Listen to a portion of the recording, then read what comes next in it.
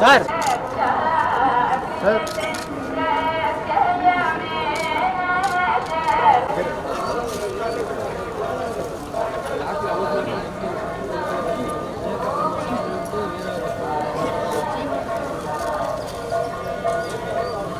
నాకు సైడ్ చెప్పండి.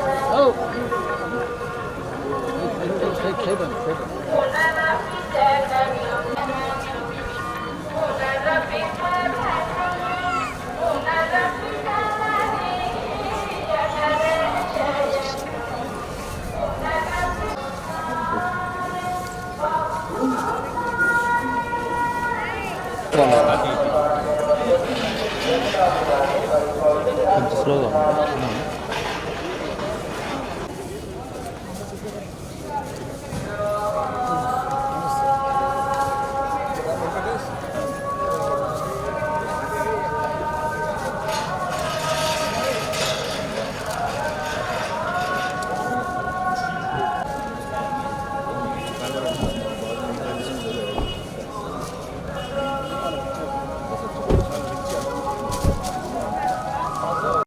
నా బర్త్డే సందర్భంగా ఏడుకొండల వాడిని వెంకటేశ్వర స్వామిని ప్రతి సంవత్సరం కూడా దర్శనం చేసుకున్నా. ఈసారి కూడా దర్శనం చేసుకున్నా. ప్రతిసారి కూడా నా బర్త్డేకి వచ్చి నేను ఏది మొక్కినా నాకు ఆ భగవంతుడు కూడా అందిస్తున్నాడు. లాస్ట్ టైం బర్త్డే నాడు వచ్చిపోయినా నాకు యూనివర్సిటీలు కావాలని చెప్పిన భగవంతుడు పెద్దగా 3 డీమ్డ్ యూనివర్సిటీలు ఇచ్చి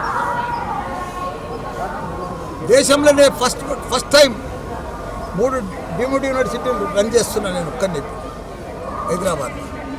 ఒక 50,000 మంది స్టూడెంట్స్ తోటి, ఒక 10,000 మంది టీచర్స్ తోటి. అదే మాదిరిగా రాజకీయంలో కూడా గత 84 సంది వస్తున్నా నేను ఎంపీ కావాలనుకున్నా. నేను అనుకోలే కూడా, దేవునికి మొక్కలే కూడా, కానీ ఎంపీ చేసాడు భగవంతుడు. మినిస్టర్ కూడా చేసేసాడు.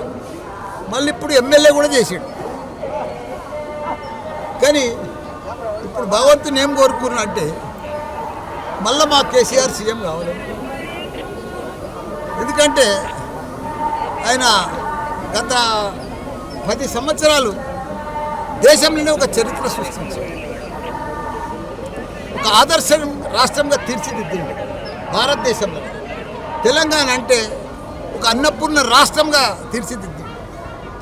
ప్రతి దాంట్లో కూడా 12,769 గ్రామాలు ఉంటాయి తెలంగాణలో. ప్రతి గ్రామానికి డంపింగ్ యార్డు, గ్రేవ్ యార్డు, తాగునీరు, సాగునీరు, 24 గంటల కరెంటు. అసలు అభివృద్ధి కూడా ఎక్కడ లేదు దేశంలో.